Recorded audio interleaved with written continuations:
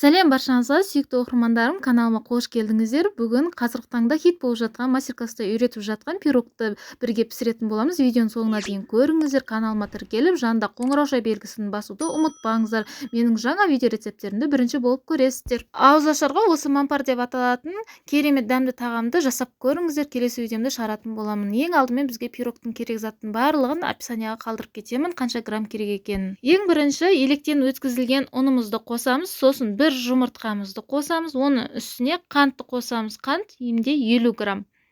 Сосын бөлме температурасында тұрған 100 грамм сарымайымызды қосып, бір шай қасық толтырып, разрыхителімізді қосып, қолдың көмегімен жақсылап қамыр илейтін боламыз. Біздің қамырымыз қолға жабыспайтын, эластичный бір әдемі қамыр болып шығады.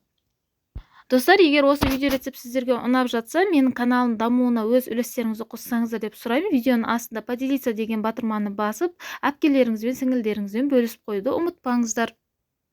Қамырымызды жақсылап илеп болған соң, видеода көрсетілгендей, міне қамырымыз иленіп шықты, қолға жабыспайды. Енді бұны пакетке салып, бір 10-15 минутқа холодильникке қоя тұрамыз.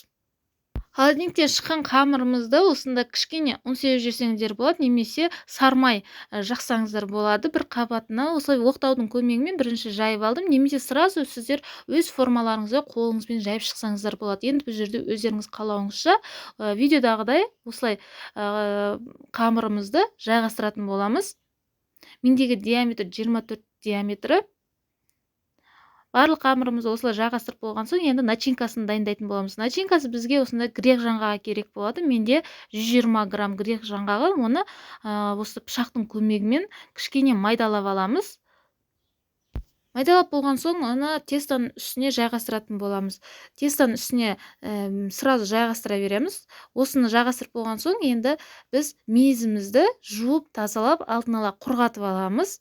Енді пышақтың көмегімен осылай турап дайындап аламыз. Енді жаңғақтың үстіне мейізді сеуіп шығамыз, жайғастырып. Достар, міндетті түрде жасап көріңіздер, өте оңай жасалу жолы. Енді үстіне сгущенканы құямыз. Сгущенка немесе трижелание айналайын деген қолдансаңыздар болады. Мен осы сгущенканы қолдандым. Осы болғандықтан менде осы сгущенкамен де жақсы шықты. Қызып тұрған печкамызды 180 градуста 30 минут пісіретін боламыз пирогымызды. Пирогымыз пісіп болған соң міндетті түрде оны суыту керек. Сосын суытып барып дастарханымызға ұсынамыз. Сол кезінде әдемі болып кесілетін болады.